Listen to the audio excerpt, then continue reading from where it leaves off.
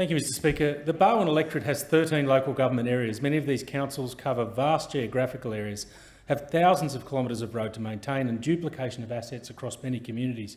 Councils provide vital services to these communities. Without such services, communities cannot function. Services such as water, sewage, garbage collection, amenities such as pools, toilets, recreation areas, and also give us roads, bridges and other essential infrastructure.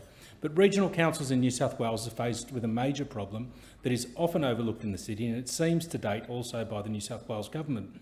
While city councils have huge rate bases and can collect millions in revenue every year from fees and charges for services like parking, venue hire or development application fees, things are very different in the country. The unfortunate reality of regional councils is that many operate in areas with a relatively small population but a large geographic spread. They lack the large number of ratepayers and the vast revenue-raising abilities that are available to big city councils, yet have to provide services and amenities to a much wider area. As a result, they are mostly dependent on government funds to pay for large, vitally important infrastructure projects. But even when they manage to secure that funding, there is a longer-term cost that the councils have to bear. In effect, they are being killed with kindness. Accepting an asset or grant puts them further into the red. When councils are handed a new project, say a new stretch of road or a water treatment plant, they are left to deal with the depreciation. What might seem like a boon for the council becomes an ever-increasing burden. As any asset acquired by the council begins to deteriorate over time, it needs more and more upkeep, bringing about what is known as an infrastructure backlog, a lag between what is needed to look after the asset and the continued ability of the council to cover the cost. According to figures quoted on the New South Wales Government's Your Council website, regional councils have the largest infrastructure backlogs in total dollar terms, with an average backlog of $52 million, with metropolitan councils having an average backlog of $28.7 million. This combined with lower opportunities for revenue and a much smaller rate base, as already mentioned. On multiple occasions, I have had Barwon councils refuse to take on assets that would bring a community benefit because of the depreciation implications. The accounting rules are denying people in regional New South Wales opportunities for better public assets and more public amenity. While a new asset built in a big city might obviously add value, draw tourists and help raise revenue, in regional areas, despite being of major use or value to local population, an asset might not do anything to substantially increase the council's revenue.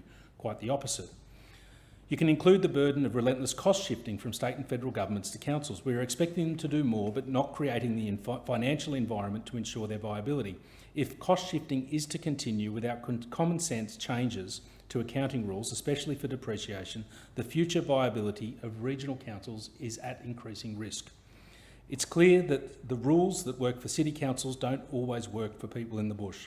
The burden of depreciation thereby becomes a disincentive for taking on a big infrastructure project, and in some cases, regional councils run close to being unable to operate because of the excessive cost of depreciation of their assets. In one council, the largest geographic council area in the state, there is a duplication of assets due to its sheer size. For example, it has more than one airport, more than one pool, more than one sports field, all of them essential to the community in the region, but all of them also a drain on council resources. There are even cases where a regional council is forced to take responsibility for the depreciation of an asset over which they have no control. One example is RFS fire trucks and buildings, which councils don't buy and over which they have no ability to influence, for which they still have to wear the depreciation implications.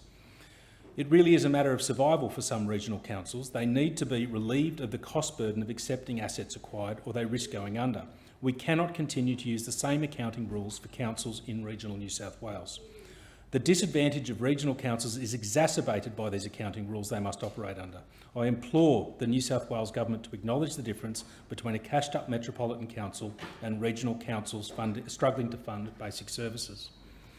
Either the state government needs to cover the cost of depreciation on the assets because the local government has not funded them, local council has not funded them, or the government should take ownership of the government-funded asset and then pay the council to manage the asset. Thank you, Mr Speaker.